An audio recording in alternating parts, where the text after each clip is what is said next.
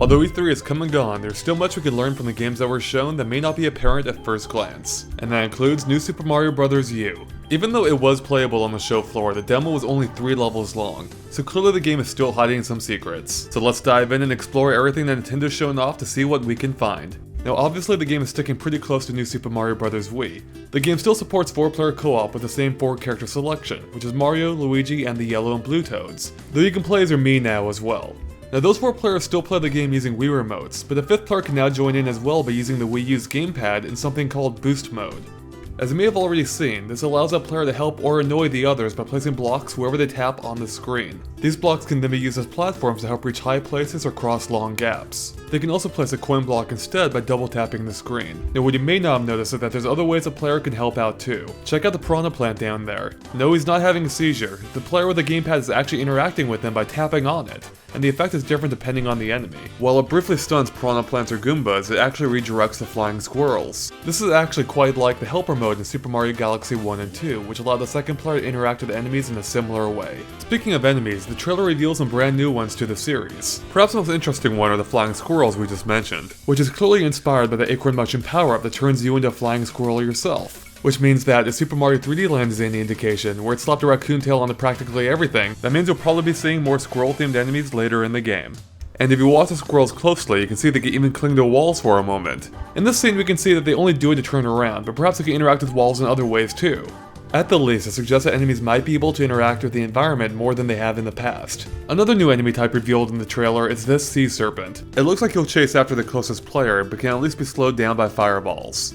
Then we have these odd-looking Goombas, which actually look similar to the ones from Super Mario World, but appear to function just like the normal Goombas, which are also in the game. But as you can see, this variety comes in a giant size as well, as do the Koopa Troopas and blocks. This bears a strong resemblance to Giant Land from Mario 3. Maybe there's an entire world dedicated to it in this game as well. That's it for the new enemies, but there are a few more classics returning. First we have the Fire Snake and Muncher Plants, both from Mario 3 originally. Now the Muncher Plants usually can't be stepped on unless you have a fully grown Yoshi to help. And though he hasn't been shown in any of the footage, Nintendo did show off some artwork confirming he's in the game. And not just that, but it also reveals that Paragoombas and the Sea Urchins from Mario World are back too. And longtime fans will be happy to see the Hammer Brothers are also back. And of course, what would a Mario game be without Piranha Plants? Finally, we know that boos are in the game as well, as are their circular formations from Mario World. Now let's take a look at this environment for a second. The background almost looks like it was painted, which is unlike anything in a Mario game before. And even the background objects appear to be flat, unlike the fully 3D backgrounds in the other levels. What if one of the worlds took place in a painting or pop-up book? That would certainly be a new world theme to explore. Or it could just be a really neat looking background. Oh, and by the way, what's Bowser doing here? Could this be the final world? Speaking of the backgrounds, there's a couple of interesting details about Course 1. First, that acorn tree is far too big to not play a prominent role in the game, and not just because it seems to be the primary source of the acorn mushrooms. Between that and the flying squirrel enemies, it might suggest that we're exploring a brand new area of the Mushroom Kingdom. Or maybe it's a part of Dinosaur Land, as those jagged mountains in the background are the first we've seen of them since Super Mario World. That is if we put aside their upcoming appearance in New Super Mario Bros. 2, but make sure to watch our analysis on that game for more details. Now, as we mentioned in our first analysis of New Super Mario Bros. U, toward the end of the level you can actually see what appears to be a castle in the distant background. Although it's hard to tell, we're pretty sure it's Princess Peach's, as it matches her castle from the level select screen, right down to the similar colorful mountains. All of this suggests a scope far greater than any Mario game before. Perhaps you can actually see places you've been get farther away while future locations get closer. And of course, what provides a greater sense of scale than space? If we take a look at this night sky, we can actually see that it's moving, revealing new constellations in the process. Okay, that's enough about backgrounds. Let's talk about some of the new gameplay mechanics. We've already mentioned the Acorn Mushroom, which turns you into a flying squirrel. This power-up allows you to glide slowly and over long distances, but it does not allow you to actually fly, unlike the raccoon suit. But you are able to shake the controller for a short boost. Unfortunately, beyond the Fire Flower, no other power-ups are shown, so we imagine there's still a fair amount of surprises left. Fortunately, Nintendo did show off something else, the return of the baby Yoshi from Super Mario World. But unlike the ones from Mario World that were helpless but grew bigger if you fed them 5 enemies, the ones in New Super Mario Bros. U don't seem to grow at all, but do possess special powers. The blue ones spit bubbles that turn enemies into coins if popped. The pink ones inflate, allowing you to float over long distances, kinda like the Yoshi Blimp Fruit power-up from Super Mario Galaxy 2.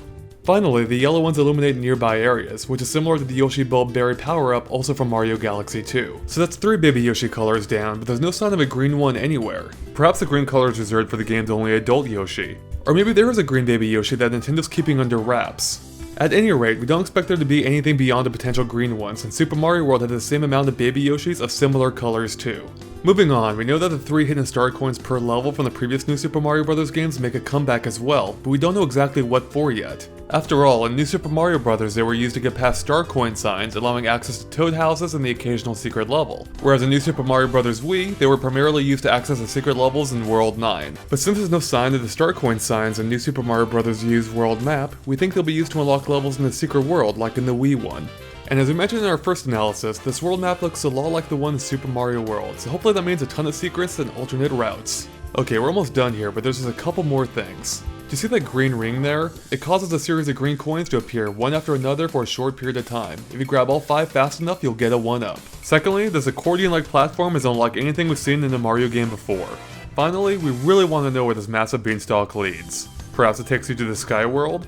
And with that, we're done covering everything we could dig up on New Super Mario Bros. U. As always, let us know if we missed anything by posting in the comments.